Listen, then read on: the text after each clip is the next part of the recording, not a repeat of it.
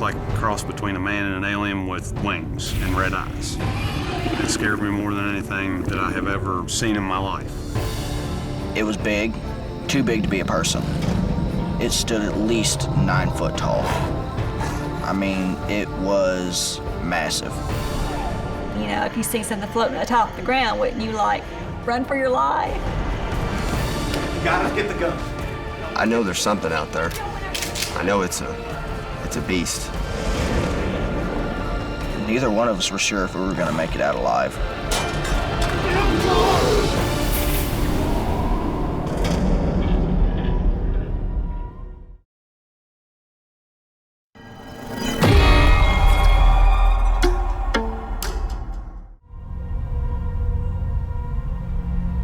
The Appalachians, some of the oldest mountains on Earth. Within these dark hollows and dense forests, an ancient spirit prevails. Even since the settlers came here, there has always been strange occurrences. Being out here in the country around all the woods, it's just something about it. It's the surprise around a tree. Other forms of life that we maybe don't see. You know, growing up, people kind of have a natural fear of the woods, of not knowing what's in the woods.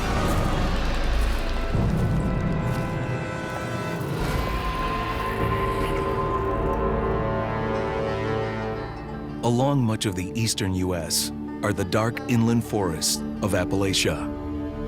On its western edge within Breckinridge County, Kentucky, the hills are thick with rumors about a bizarre mutant beast, a crossover between mutton and man, a giant sheep that's gone savage. Yes, this Appalachian part of the country has been seen a lot. I wouldn't have believed it if I hadn't seen it. It was huge. It was huge. They've got woolly hair. It's usually white or dirty white, huge jaws and fangs, and a tail that usually has no fur on it. We had to go down to the pump house by the river. And we'd find dead dogs, wolves, all kinds of fish that had been ate on and the bones left. We had always heard noises that we just could never explain, like a growl almost, but you could hear them for long distances. The woods are mysterious. People still won't go out really at night into the woods. It's one of the few things that people around here won't really talk about, but there's definitely something out there that keeps them all inside. That something is a creature that's known to locals as Sheep Squatch. The legend may have started long ago. Sheep herders immigrating to Appalachia from Britain, bringing stories of demons wearing sheep hides and horns. But to this very day, the belief remains in force. Sheep Squatch is predominantly in the woods. I feel like that it has been very good at eluding. It's had to be. It does know that we're looking. And I think it just wants to be left alone. Some claim to have caught a glimpse. And recently, two adventurous Breckinridge boys, Ricky Joyce and Dakota Cheeks, had a showdown with a Sheep Squatch. They'll never forget it. Well, when I tell most people I've seen it, they just tell me I'm crazy, I'm a crackpot. But there are a few people that believe in it. Mainly the people that live around here are the ones that don't call me crazy. It didn't matter what anybody thought about us. You know, we knew without a shadow of a doubt what we saw. At 13, Dakota met Ricky Joyce in school. The pair have been close ever since. There's always been a form of trust between me and Ricky, especially the older we get. You know, he's right there with you to the very end. We're more brothers than we are friends. He's trustworthy, he's loyal. I've never had a friend that had my back like him. That bond would be tested on a warm summer weekend in July of 2004. On a hunting trip, Dakota and Ricky ventured into some of Kentucky's more remote tracts of wilderness. All I really need is this. We go hunting a lot, but this time it was a lot different. Come on, Lily. This was a night that would change our lives forever.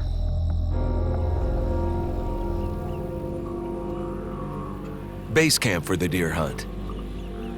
Ricky's grandparents' cabin at the foot of 100 acres of dense timber.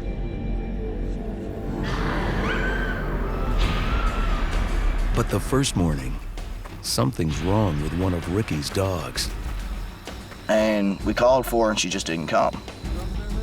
Well, we noticed that the dog was laying in the ditch. And we walked over and that's when we found her. It appeared that something had twisted its head almost completely around. It was quite a sight. It just seemed kind of strange, though, that something just handled it like it did. There's no animal up here that can grab an animal by its chin and the back of its head and twist it. You know, no coyote can do it. There's no bear, as far as I know, up here.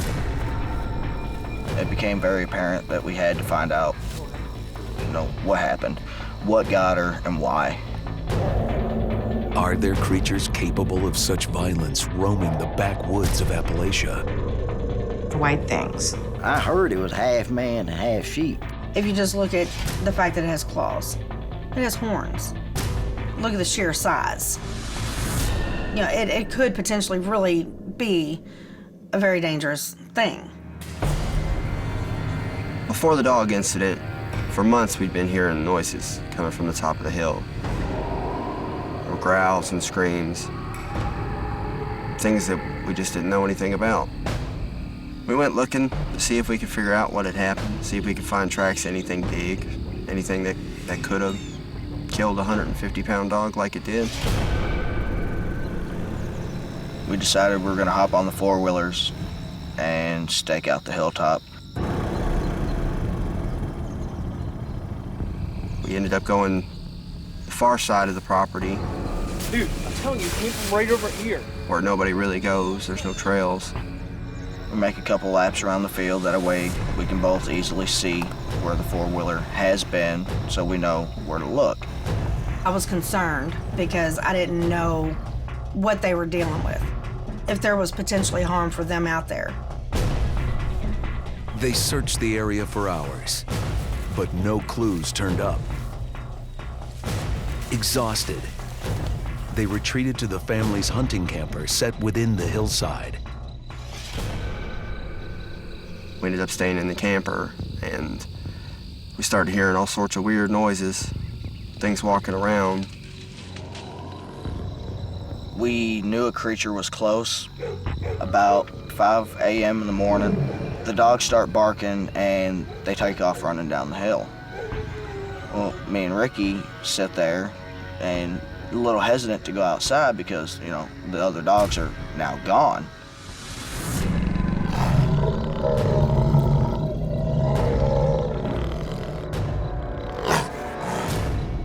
The camper that seemed a safe haven was suddenly under attack. Something actually ran into the trailer. Kind of scared the crap out of me. It literally sounded like all hell was breaking loose. It's almost like you can hear something pressing up against the side, and you can kind of hear the tin start to bend. It's just that weird, eerie metal sound. And then it was just free fall. It was like it let go, and then we hit. I was terrified. I mean, there shouldn't be anything out here strong enough to push a camper like that. What the hell's going on? When it actually moved and tipped, I wasn't sure what it was. But we knew without a shadow of a doubt that there was something there. They had started the day as hunters. Now Dakota and Ricky were feeling they were the ones being tracked. Neither one of us were sure if we were going to make it out alive. In July of 2004, Dakota Cheeks and Ricky Joyce were on a hunting trip in the woods of Kentucky. But it took a horrible turn. One of Ricky's dogs was mysteriously mangled. Then, their camper came under attack. Everything pointed to Appalachia's bizarre hybrid beast, Sheep Squatch. Anything that aggressive doesn't deserve to be here. If it can't coexist, it needs to go. At Ricky's grandparents' cabin, they gather more ammunition. I know there's something out there. This thing killed my dog, man. I know it's a beast.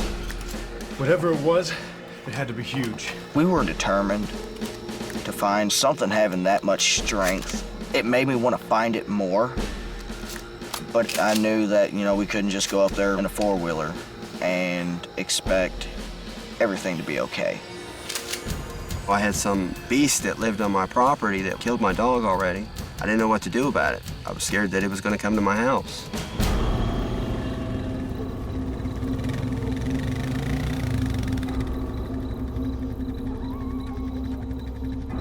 With guns loaded, Ricky and Dakota head back into the woods. They crossed through a cemetery and entered an open field. Your mind is telling you, 1,000 times, don't let him go. But ultimately, you begin to share his passion of, get it. Just be really careful, but get it.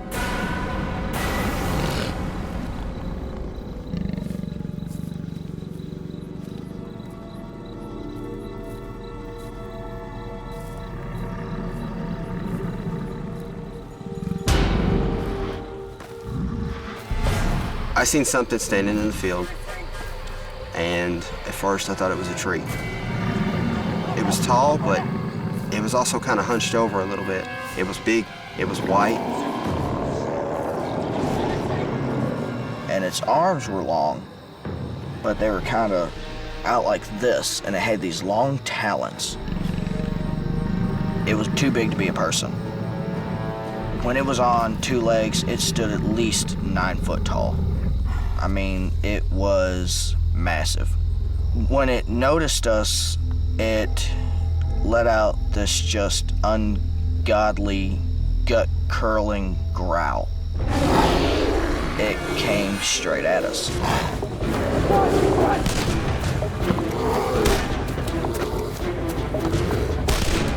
And we were shooting. I don't know that we hit anything, but I remember coming back to the house as fast as we could.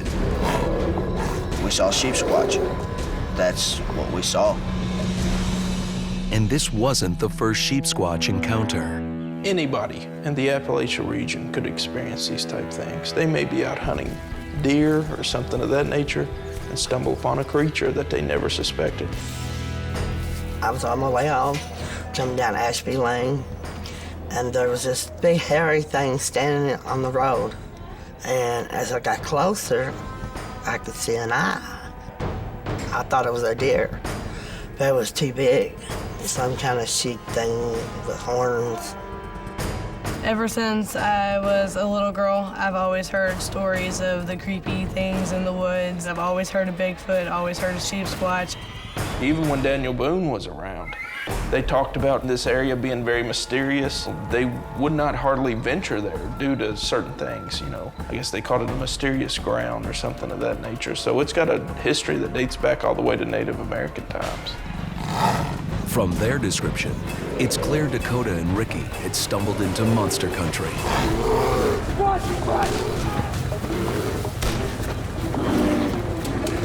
I've been in some pretty scary situations, but most situations you know what you're dealing with, and that one I didn't. So I didn't know how to react. That's quite possibly the scariest moment of my life. Yeah, man, let's get this stuff packed. It's like it's about 2 hours to get there. Yeah. As a kid, you're not really sure what's in the dark. Once you see what's just beyond the light is when you realize that all your innocence is gone. It made me believe in the unbelievable. I didn't believe in myths. I didn't believe in wise tales, none of that, until I seen that. And after that, changed my life forever. I mean, there's things out there and we don't know what they are. I wish we could have found its body that night. Before our time is up, it's done. If we have it our way, we're actually going to drag Sheep Squatch out of these woods. While folks in Breckenridge County are fearing what's in the woods, in another pocket of Appalachia, the fear is focused on what might arrive from space. Deep in the heart of Christian County, Kentucky, lies the rural hamlet of Kelly.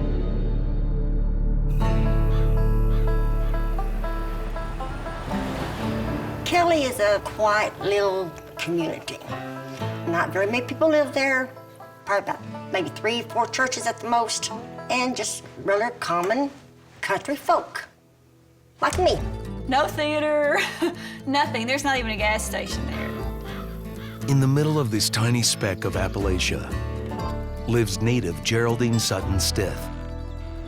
Geraldine was 8 years old when she first learned about a family secret. A terrifying alien encounter at their farmhouse more than 5 decades ago. You talk about one little kid being scared to death. I was petrified.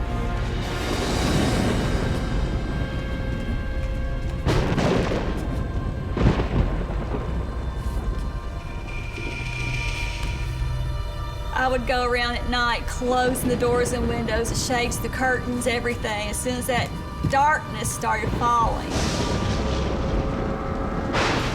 This is the great American horror story. Guys, get the gun.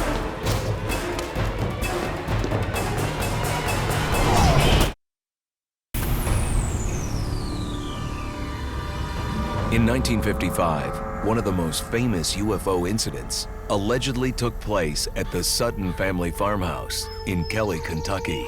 This is where it happened. This is the actual property, the actual spot, you know, everything. And so it's kind of like, wow. I'll never forget the day that I learned my father's deep, dark secret. It'll be with me forever. Late in the afternoon, at Glennie Sutton's farmhouse, the family was settling in. They assumed the day was coming to an end. It was just beginning. That was Mama, Daddy, Uncle Elmer, Aunt Vera, Billy Ray Taylor, and I think his wife was there. And it was me, Johnny, and Kathy, Grandma, Charles, Lonnie, and Mary. And that's, you know, that's it. It was a house full that weekend. 14 people in that little bitty house. The only communication with the outside world they had was a radio. They were all in the house playing cards or doing something like that. And the old hound dog came running across in front of them, tail tucked, ears down, went straight under the porch. It was kind of eerie, you know. My dad's like, okay, maybe he just got into something beehive, you know, whatever. Didn't know what it was. But oh my goodness. August the 21st, 1955 was a life changer for the Sutton Langford family. It all began later that night. Now, they didn't have air conditioning. They didn't have running water.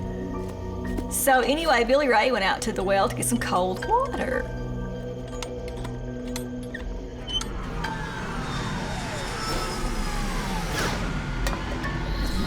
Well, he heard something, looked up, and he's seen this oval silver object going across the sky. Colors following behind it. Didn't know what it was, had no clue. Ran into the house, told everybody. They thought he was pulling a joke, you know. But later on, they found he wasn't joking. Something was out there. When Billy Ray and Lucky went outside to investigate, the lights in the sky were gone, but they weren't alone. They noticed there was something coming out of the woods in the back. 3.5 foot tall. Big ears, big eyes, arms down to the ground, and it was floating atop the ground, legs not moving. They had pointed ears, claw-like hands, beady looking, you know, and had a slit for a mouth. They said they were silver looking, green looking, silver plated, nickel plated is what they called them. And it was an eerie thing, you know, if you see something floating atop the ground, wouldn't you like, yeah, you know, run for your life? Guys, get the guns. To run into the house. And my grandmother's like, what if y'all went out there to cook up? And he's like, Mom, there is something out here, I'm not lying. Mama, I'm not lying, there's something out She knew it was really getting serious when one got a shotgun, one got a rifle. Come on, guys, come on. It was Lonnie, me, my sister, and I think my brother were all hiding up under the bed at this time because we were all scared. We didn't know what was going to happen. Didn't know what was going to take place. There was fear. There was fear enough that I think we was all crying. All of us kids were crying.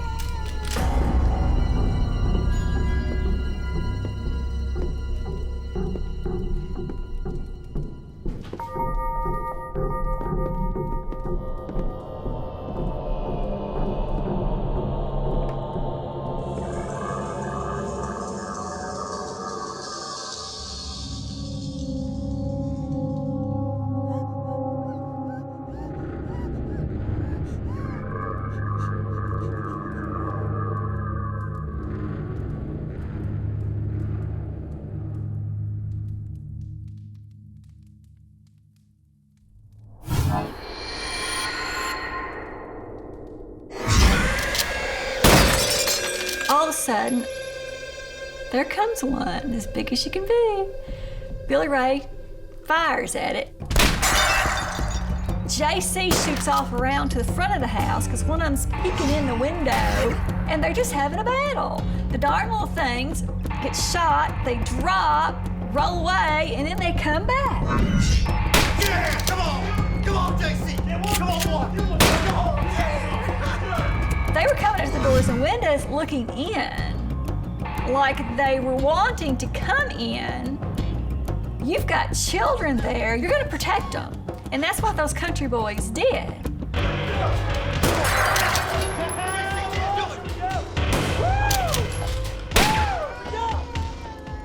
For the Suttons, making nice with E.T. wasn't an option. They felt under attack. Shoot first, ask questions later. It was just scary. They were scared, the kids were crying, everybody was hysterical.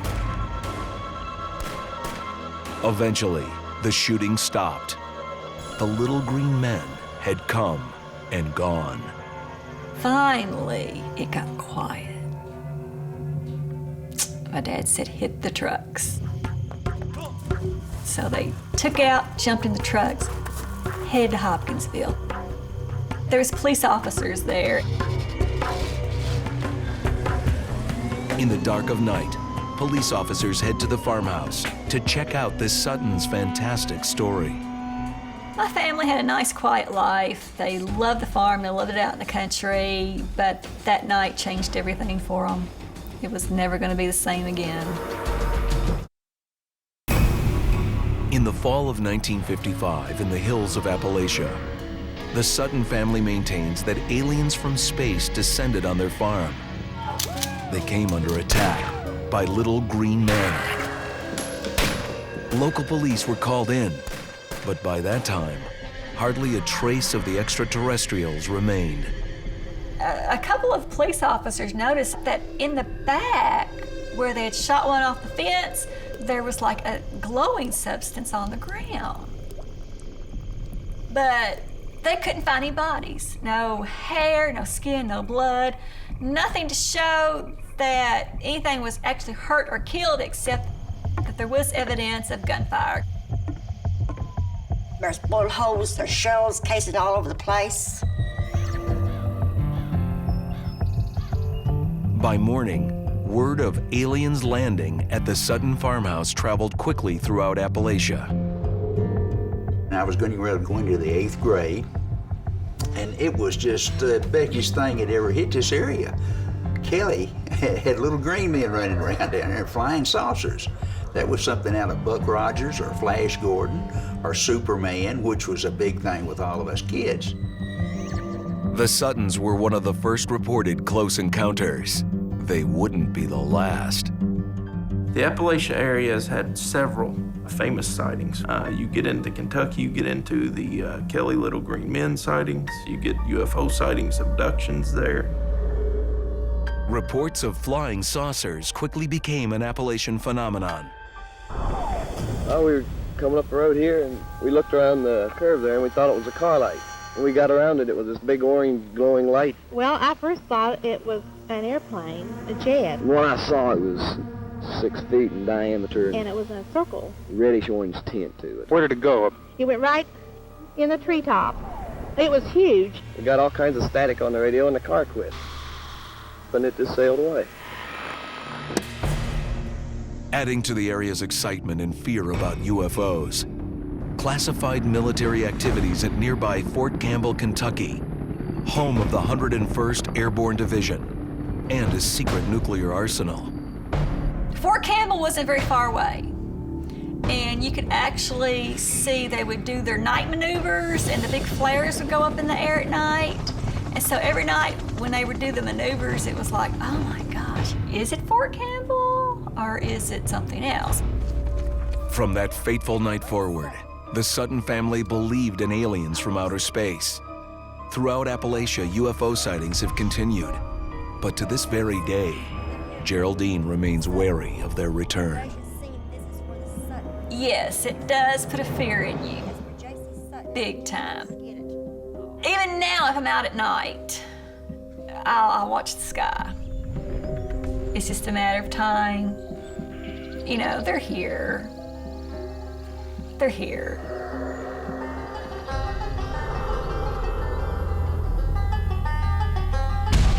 Some 400 miles across Appalachia sits Point Pleasant, West Virginia.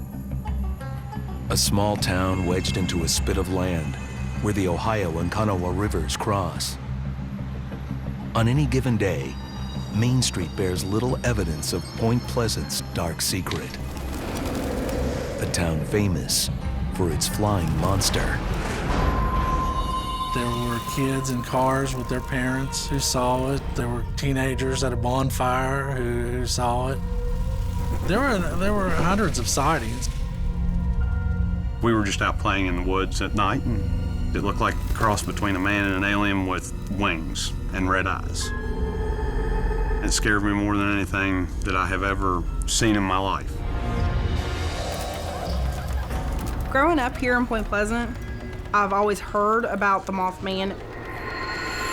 As you're growing up and people tell you stuff, you know, you start to believe it, but you've always got that doubt in your mind until you go and experience it yourself. It all began in the late 1960s with sightings of a Mothman monster. First, the location of the sightings. The TNT bunkers, a former bomb-making plant built during World War II. Well, the TNT area was an entire community, a town within itself. You can still see maps of it and see how it was a top secret facility for making explosives. But then they let it become overgrown, and the buildings were abandoned and the igloos were abandoned. After the war, the government no longer needed the bunkers. They were deserted, except for occasional visits by Point Pleasant teenagers, bored and looking for fun. We used to hang out and play at the TNT bunkers. That was the only thing to do around here, especially during the summer.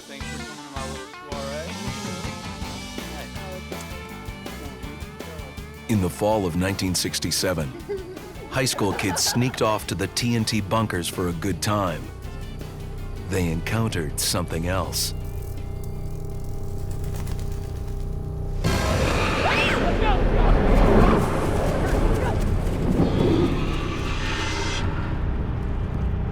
Rumors about a Mothman spread quickly through the town. They were really serious about it and really scared. You know, they had to see something. They were too scared and too emotional not to have seen something. And then, of course, that was the talk of everywhere you went.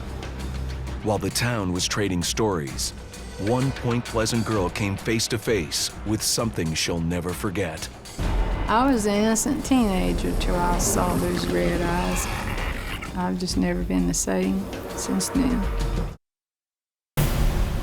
Point Pleasant, West Virginia. This small town of some 4,000 souls would be as ordinary as any Appalachian town, except for its monster. The legend began in the 1960s. The town was rife with rumors about a flying creature with glowing red eyes. I was about 13 or 14. We didn't hear anything about this so-called Mothman till the very day that the first eyewitness at school started telling it. Faye Laporte grew up in Point Pleasant, dirt poor and one of 14 kids. A family outing to check out the rumors at the TNT bunkers bonded them in a way they never expected. My brother took us to a movie, and after the movie, we went directly up there because he was going to go find it. He was going to go up there and catch that thing and prove it was some guys in a costume. Myself, I wasn't worried about really seeing anything because I really didn't believe in it either. As they drove, the weather turned chilly. The sky dark, with only the moon to guide their way. We were driving down the drag strip to the TNT bunkers, and my brother kept looking over towards me. And then he turned back, and then he'd look over at me again. I said, well, what are you looking at? He said, well, don't look, but there's something there beside the car. Don't look. So I turned and looked, even though he told me not to. Don't look. And there it was, right beside the window, flying right beside the car. What is that? Get out of here! Go! Everything was just haywire. We were scared. Then the car came to a screeching halt. That's when they met Mothman. And that thing jumped on the hood of the car and was just looking at me. We were just more or less immobilized.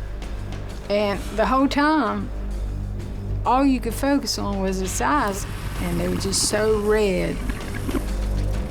It was just beyond any red you could ever find. But when it jumped up, that's when I saw it open up its wings just like an angel. They were that big. They looked like a bird's wings. They just unfolded, and it just went over them bushes and into the night and was gone.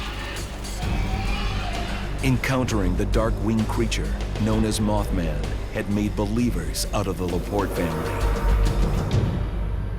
Yet exactly what they'd seen could not be resolved. We went back the next day because my brother wanted to go and find this thing, this creature, and it was blocked off by the military, and they wouldn't allow us in. He tried to go in, they wouldn't let him, and they got very strict and forceful. We don't need your help, we appreciate it. He said, but just turn around and go and leave, and we'll take care of it. Well, I know why I can't. And my brother just kept on. He said, well, I don't see why I can't go in there and help y'all find this, because I want to find it myself. You told to leave now, leave. Right smartly. And I told my brother, I said, come on, Daddy kills, find out we're back up here. Back the vehicle up, let's go. Turn it around, let's go. Yes, there's something else out there. And I thoroughly believe that the government covered it up. And within 2 weeks, they left and said they had it and they took care of it, and nobody needed to worry anymore. When we experienced all this, to me, it was just another thing I chalked up as an unexplainable experience in my lifetime. But I know what I've seen is enough that it gives me the idea that we're not the only ones that's in this world. To this day, I believe that.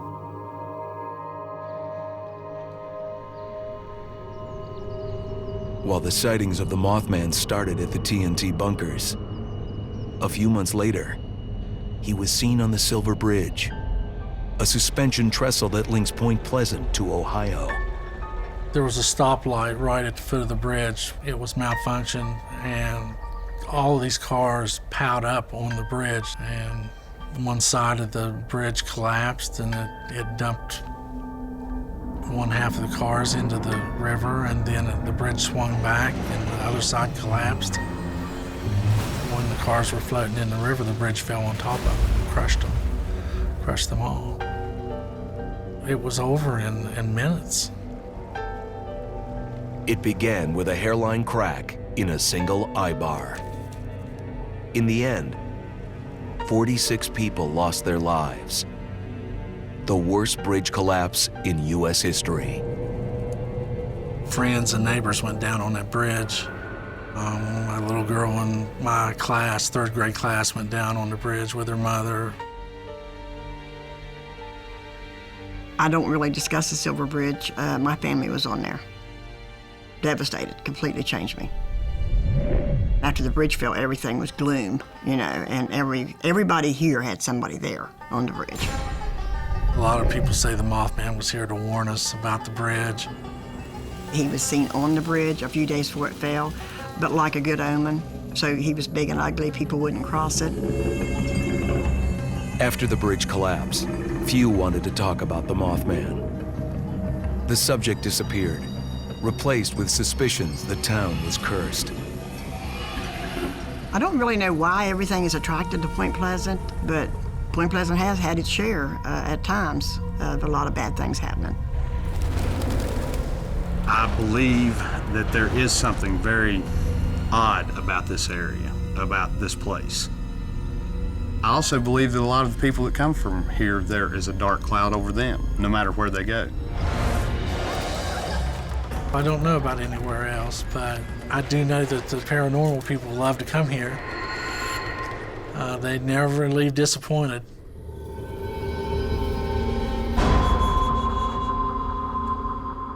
Brett Kirby is one of those people. In the summer of 2009, he arrived to Point Pleasant for a visit, skeptical about the legends of the Mothman. When he left, he was a believer. I can't explain what happened to me out there. It changed my life. Point Pleasant, West Virginia, was the setting of a daytime date for Brett Kirby and Jennifer Jeffers. But just when they thought it was going to offer romance, they stumbled upon the Mothman. He had never been to Point Pleasant, and so he came up here one day and I took him a tour. It was really exciting, you know, that he came to see me. We went to a few different places around Point Pleasant, and then I told him, I was like, the TNT bunkers, I said, you know, they're out there, you know, and he said, well, what is it? And I was like, well, they're old military bunkers that they used to use, and, you know, they were built on the Indian burial ground. She just told me that it's haunted and stuff like that. I thought that, you know, it'd probably be kind of romantic and stuff. As Brett and Jennifer's date started to heat up, they decided to check out the TNT bunkers, the site of the original Mothman encounters. The TNT bunkers were where people used to go party when we were younger and in school. Everybody always went out there and you always heard the stories and stuff, and they always, you know, come back with, you know, we heard this or we heard that. But I thought it was just because they were drunk. I never really believed it. We arrived at the bunkers, it was probably about 5:30, 6 o'clock. The weather was probably about 75, 80 degrees outside. We went through 3 of them, and on our way back, we stopped back to the second one. When I went back into it and stuff, it felt like it was probably about 10 degrees cooler than what the rest of the bunkers felt like. I did have a real eerie feeling and stuff, and it was just, I felt like unease for some reason. I couldn't figure it, I couldn't pinpoint why. Wow, this place is pretty neat. At that moment, there was no sound. The only sound was like him clicking the pictures. And then he had quit clicking the pictures, and we were standing there just listening. Do you see anything? It's cold in here. And all of a sudden, something like just like grabbed my leg real fast. I can actually feel the fingers, and just something just clamp onto my back of my leg. Because when it grabbed me, I spun around and stuff and looked behind me as if it was an animal that was running around or something. It kind of creeped me out because I didn't know what was going on. And I told Jennifer, I go, something just grabbed my leg. And she goes, oh, no, it didn't. You're just trying to scare me and stuff. And I said, no, something grabbed my leg. And I was like, oh my gosh, there's something here. I said, I'm out of here. I gotta go. I can't take this. I'm out of here. Because it scared me so bad. After it happened, I flashed a couple quick pictures as if there was anything in there with us, and so like a mouse or a squirrel or something, just to explain what happened. We were totally freaked out. It was just something that I had never expected, to happen. We ran back to the car, and then we took off. We went back to his house, and we were looking at the pictures on the computer. You caught my eye on one of them and stuff, and we went back to it. And the picture had to me, it looked like an apparition. It had like the torso and looked like an arm coming off of it. My heart just dropped because I was like, oh my gosh, there was something there. There is something there. First seen that picture, it blew my mind. I had actual evidence on my camera that there was something in that bunker besides me and Jennifer at that time. It blew me away. It turned me into a believer because, I've always heard that there is demons that walk up on the earth, but I'd never, really experienced it in myself until that moment. Some 40 years ago, a dark winged Mothman descended to Earth in Appalachia. Some were terrified. But in the wake of a horrific bridge collapse, the monster came to be seen as a messenger, a prophet to warn about imminent disaster. If a recent sighting is to be believed, the creature is still here.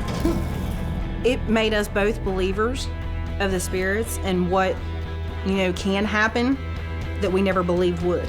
Because that's something that, you'll never forget.